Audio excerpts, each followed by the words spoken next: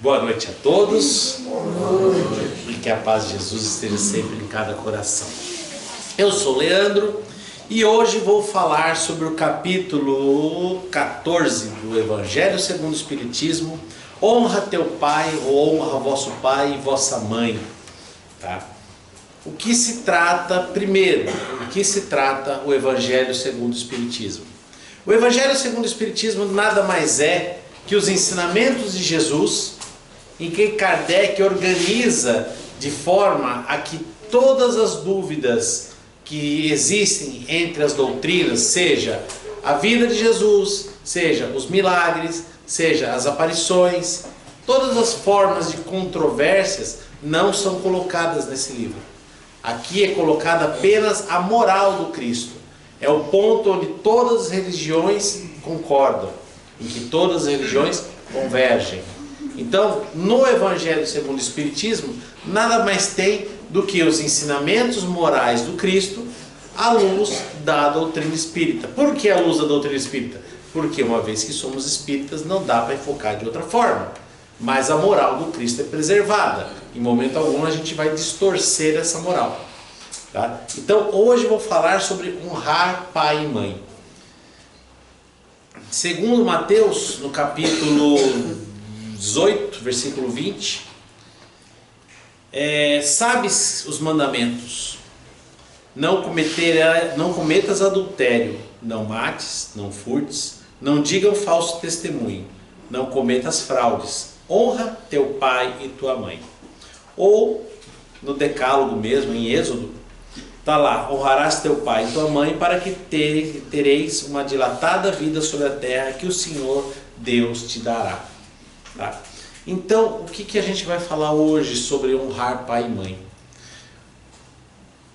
Gente, o ser humano conquistou, através de milênios, o amor entre mãe e filho. De que forma eu falo isso? Porque a mulher ela gesta a criança há 9 meses, ela doa grande parte do seu próprio ser para a formação da criança. Depois que a criança nasce, ela amamenta, ela cuida, ela tem ele bem próximo, sabe das necessidades da criança.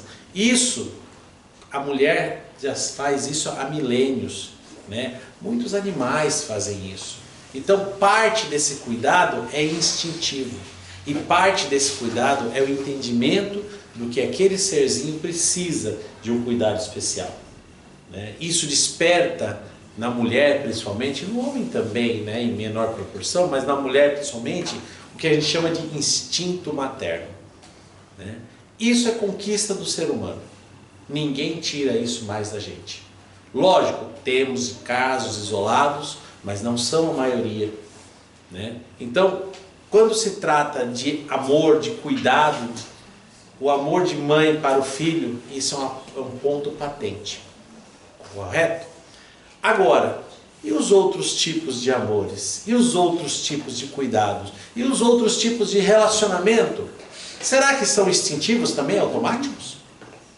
Gente, eu demorei para entender isso, demorei bastante para entender que relacionamentos não são automáticos. Parece brincadeira, mas eu tenho mais 2 irmãos, eu sou mais velho.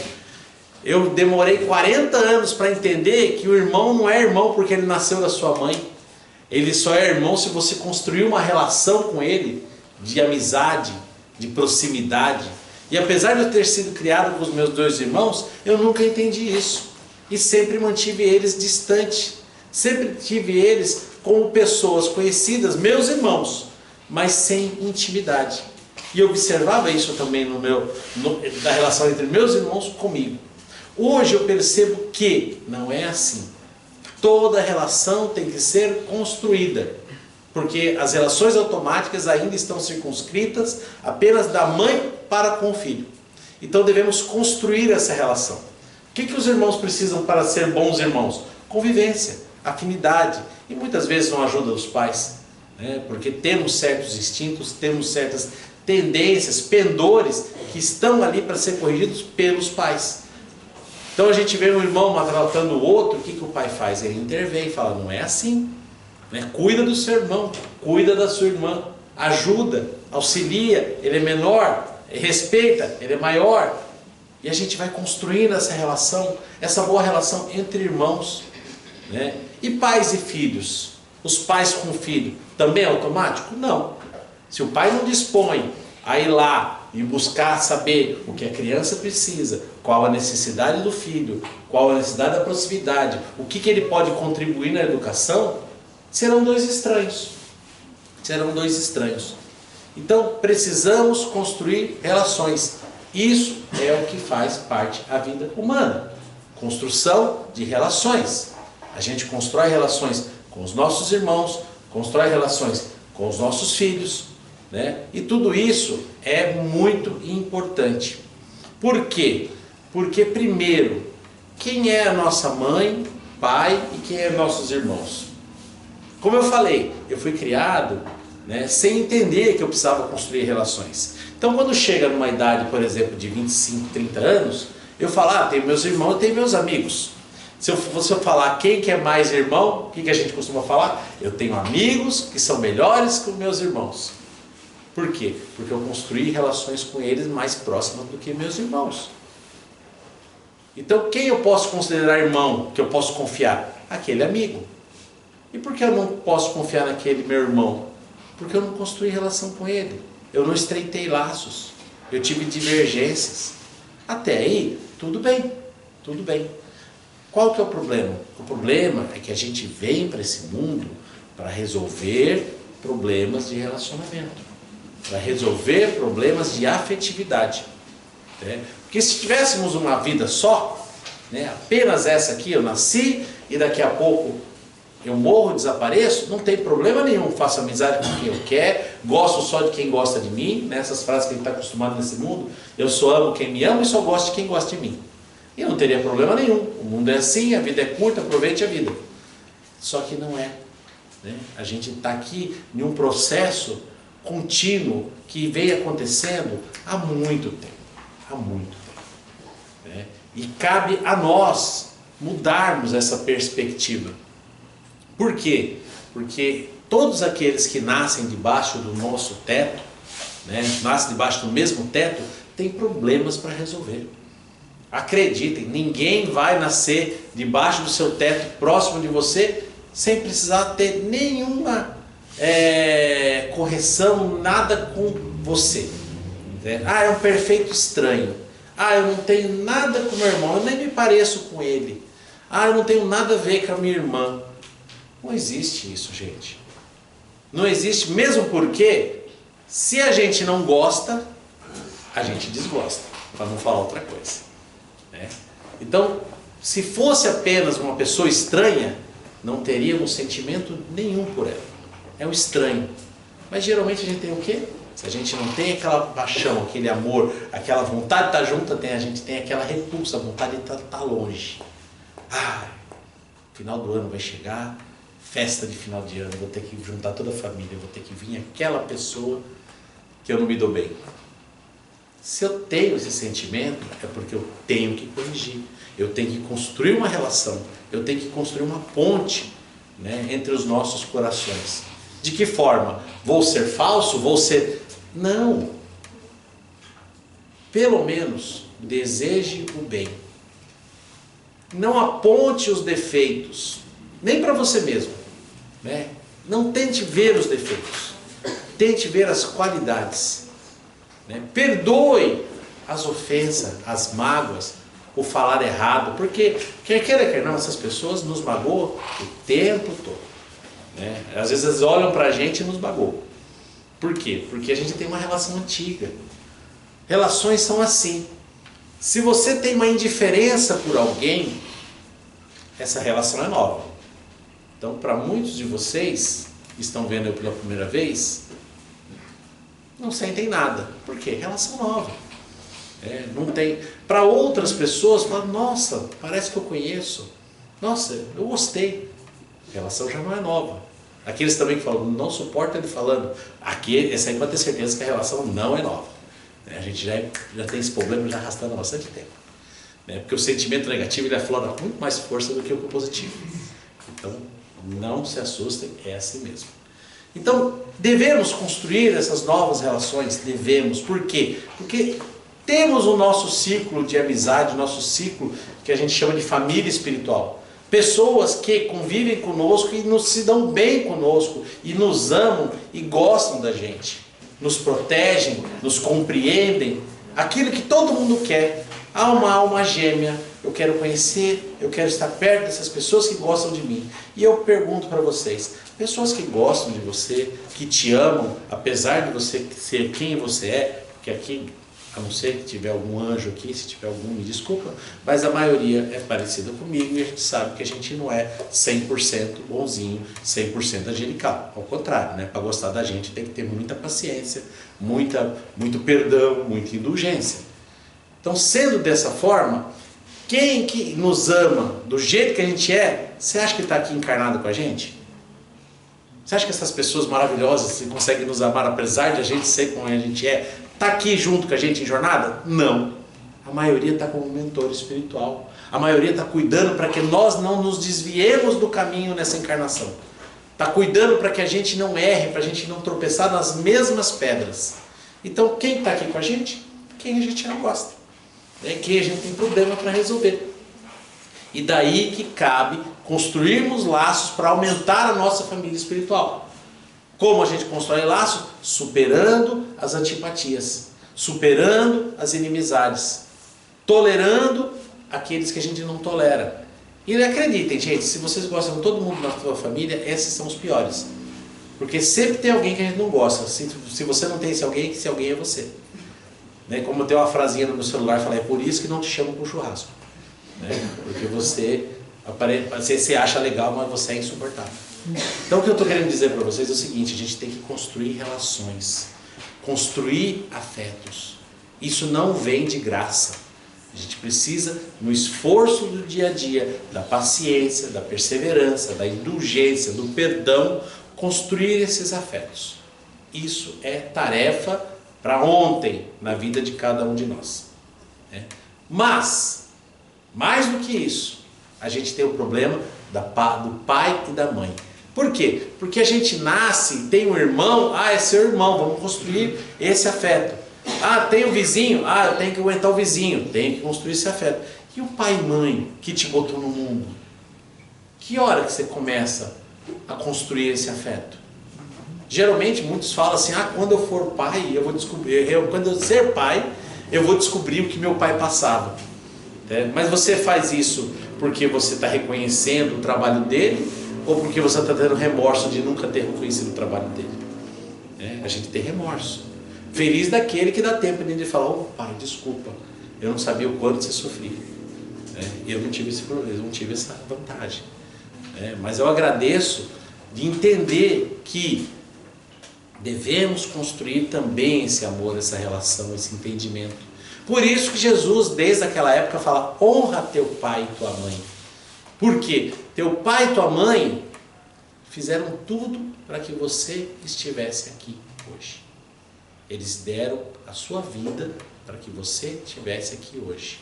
Eles fizeram sacrifícios para que você estivesse aqui hoje. Leandro, mas meu pai e minha mãe, eu tenho ali uma vida conturbada, não sei o quê. Gente, se a gente vem aqui nesse mundo para corrigir problemas com os nossos desafetos, papai e mamãe são os nossos afetos ou desafetos? Desafetos, certo? Não estão ali, né, querendo fazer de bom grado. Eles também sabem da necessidade do trabalho e se sacrificam, né? Sacrificam o seu sentimento, que muitas vezes não é o melhor, mas sacrificam para quê? Em nome de construir uma nova relação, construir um novo amor, que é o que acontece, né? As mães merecem o céu, porque elas superam qualquer dificuldade e constroem um novo amor. Os pais, né, que se dedicam, da mesma forma, constroem um novo amor. Mas os filhos às vezes são ingratos. Não tem problema, né? Feliz daquele que recebe ingratidão, porque sua recompensa vem centuplicada no céu, né? Nosso trabalho é fazer nosso melhor. Ser reconhecido não é nosso trabalho, né? A gente está fazendo a nossa obrigação. Então quando Jesus fala, honra teu pai e tua mãe, ele fala, pensa que teu pai e tua mãe te colocou no mundo, entendeu? Sem pedir nada em troca. Ah, Leandro, mas eu tenho uma relação. Esquece as relações que seus pais tiveram para te colocar no mundo. Emmanuel diz que geralmente quem é o responsável para aproximar pai e mãe para que você venha é você mesmo. Ah, meu pai conheceu minha mãe lá daquele jeito, sempre aquela história mirabolante. Mas nossa, como se conheceram? Emmanuel explica. Geralmente são os filhos que obsediam os pais para que eles possam se juntar e ser capazes de trazer você no mundo. É assim que funciona o mecanismo. Então, se você tem alguma reclamação do passado, guarda, porque o responsável é você. Se você tem alguma reclamação de alguma coisa do passado, segura aí, porque você vai perceber que foi o melhor, foi a melhor condição que você podia vir, né? Tudo para o teu aprendizado.